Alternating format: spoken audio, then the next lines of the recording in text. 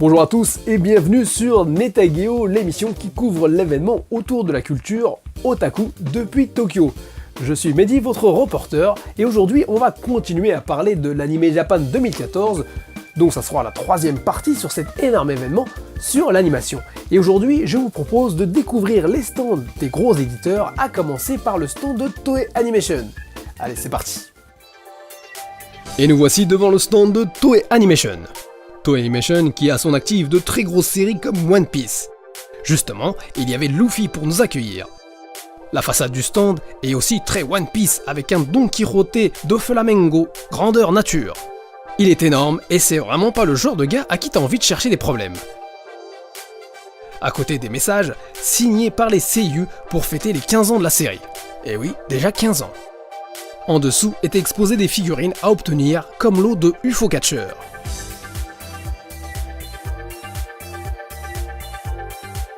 À droite, on pouvait jouer à la borne One Piece Kings qui se base sur un jeu de cartes à collectionner. On passe à gauche de la façade avec la partie Purikua, avec des jeux et des illustrations présentant les personnages de Happiness Charge Purikua. Voici le coin qui annonçait le grand retour des Chevaliers du Zodiaque au cinéma. Une jolie exposition bordée d'images de chevaliers avec l'armure de Sagittarius au centre. Comme vous pouvez le voir, nos chevaliers ont été remis au goût de jour, avec un résultat pour certains qui s'éloignent vraiment des personnages de la série originale. Ça fait bizarre, mais je vous laisse juger par vous-même.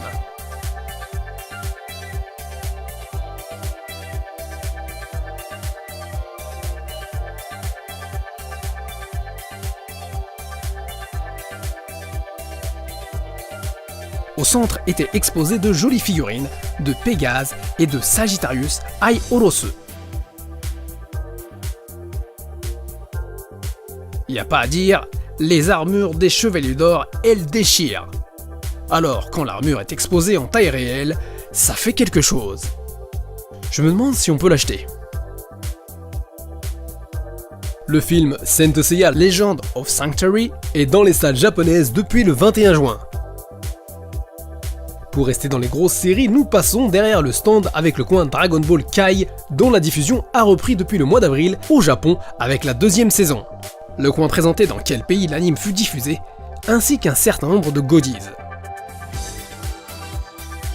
Nous passons maintenant à la zone Rakuhen Suiho Expelled from Paradise, dont le film devrait être lancé pour novembre 2014 au Japon.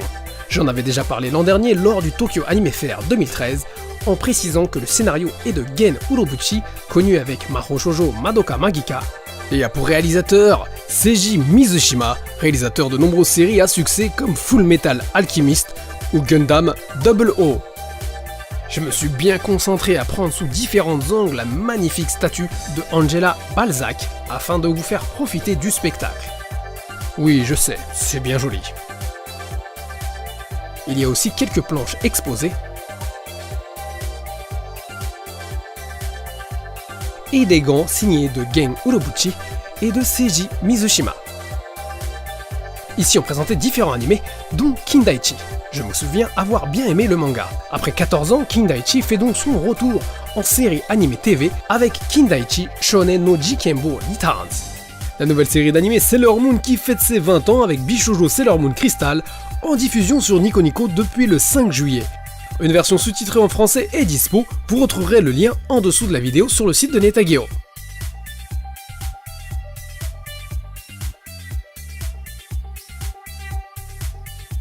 On pouvait aussi essayer la borne Majin Bone avec une exposition de figurines et d'affiches.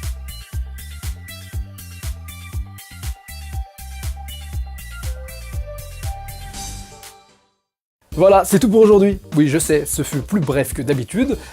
Mais enfin bref, je compte comme ça à dédier une émission par stand de l'Anime Japan 2014, car j'ai encore pas mal de stands à vous présenter, et puis ça permettrait d'augmenter la fréquence des émissions, et puis par la suite, c'est peut-être plus simple pour les recherches, par exemple une recherche par stand et par émission.